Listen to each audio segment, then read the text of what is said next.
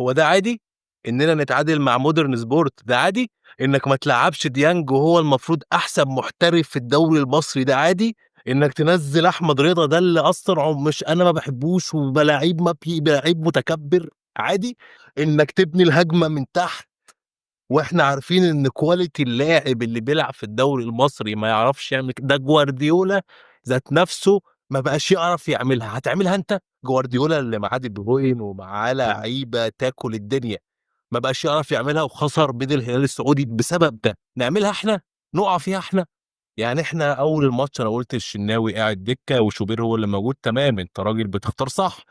الاقي في النص احمد رضا طالع، هو دخل جول ماشي بس هو ما عملش حاجه، هو ما عملش حاجه في مركزه صح. تريزيجيه ما يعرفش يلعب في المساحات الضيقه، اللعيبه كلها بتاعتنا ما تعرفش تلعب في المساحات الضيقه قوي. انت عايز لعيبه مهاريه علشان تلعب في المساحات الضيقه دي، يعني انت عايز مثلا بن شرقي عشان يعرف يلعب في المساحات دي، عايز مثلا عبد القادر عشان يعرف يلعب في المساحات دي، انما تريزيجيه وزيزو ما يعرفوش يلعبوا في المساحات الضيقه، عايزين الكره السريعه. فبالتالي انك تبدا تحضر الهجمه انت بتقتل زيزو وبتقتل تريزيجيه، ومع ذلك الجونين اللي احنا دخلناهم من عرضيات، يعني مش من بناء الهجمه اللي انت من ساعه كاس العالم عايز تعملها. واحنا قلنا خلاص انت فهمت لما غيرت الفكره في ماتش بورتو، قلنا خلاص هو فهم، هو عرف ازاي يلعب كوره، لازم مساحات. وكمان اللعيبه المفروض انت بتبني الهجمه من تحت، فبالتالي لازم كل اللعيبه تبقى متحركه تبقى متحرره.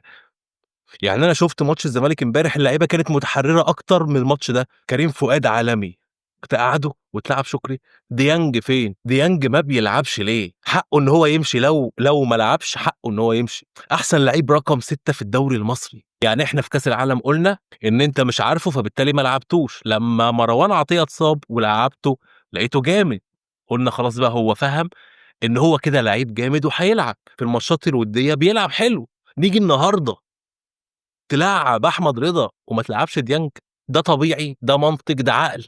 بصوا، فكره المدرب اللي بيعند احنا مش عايزينها. انا مش عايز مدرب يعند، انا عايز مدرب يلعب باللعيبه الصح. مش عشان كل الناس بتقول ان ديانج يلعب تروح انت ما تلعبوش وتلعب احمد رضا اللي ما اقسم بالله العظيم ما في حد متوقع ان احمد رضا يلعب. هات لي اي اهلاوي قبل الماتش يقول لك التشكيله هيحط ديانج، اي اهلاوي واي زملكاوي اي واحد بيلعب في الدوري المصري. انما انك تلعب احمد رضا من اولها، انا قلت كده خلاص صباح الفل. وعلى فكره انا قلت الكلام ده من ايام كاس العالم، لو لعبنا بالطريقه دي اللي احنا نبدا الهجمه من تحت مش هنكسب الا الدوري بالعافيه. فيا ريت بقى تفوق كده، ويا ريت يا كابتن محمود يا خطيب انت سايبه يعمل اللي هو عايزه، ما كانش عايز يعمل معسكر قبل الماتش وفهمته وبيعمل حاجات غريبه وقاعد بره. يا اخي انا اول مره اشوفك تزعق النهارده على كوره اصلا ما ينفعش تزعق فيها. طول الماتش قاعد عامل كده، يا اما عامل كده، يا اما بيعمل كده، مش عارف حركته دي بيعمل كده في كده. يا اخي بص عرقت بسببك، المروحه شغاله وعرقت بسببك. لا لا لا، اللي حصل ده ما ينفعش، ما ينفعش بكل المقاييس، ما ينفعش. يعني احسن لاعب النهارده انا بالنسبه لي مع انك خانقه وكتمه زيزو، مع انك خانقه ومش مديله الحريه. يا جدعان فكره انك تبدا خلاص من الاول ما تنفعش خلاص. انا مستغرب اقسم بالله، انا مستغرب. طيب يا عم انت دلوقتي شفت في اول نص ساعه ان احنا ما هاجمناش هجمه، ولقيت ان الفكره دي ما تنفعش، غيرها. انتوا عارفين غيرها امتى؟ بعد الكولينج بريك بتاع الشوط الاول بتاع اول نص ساعه، عمل كورتين طوال بعديها راح راجع تاني للموضوع ده. انت شايف ان الموضوع ده ما ينفعش، ما تعملوش، غير، خلي عندك فكر. انت قاعد بس ساكت، انت قاعد بتتفرج ايه يا عم؟ في ايه يا عم؟ تلعب كوره يا عم، انت عندك احسن لعيبه في الدوري المصري. اللي حصل ده ما ينفعش وما يتكررش تاني من اولها كده. انت مصمم على الطريقه دي يا باشا امشي، مش هنقبل. مش من اول ماتش كده نتعادل، لا. مش ده النادي الاهلي ده، احنا قلنا هننزل نبهدل العالم، يحصل كده ومع فرقه مع كل احترامي كانت هتهبط الموسم اللي فات؟ يا نهار ابيض. لا لا لا لا لا لا لا يا كابتن محمود يا خطيب، شوف حل. سلام.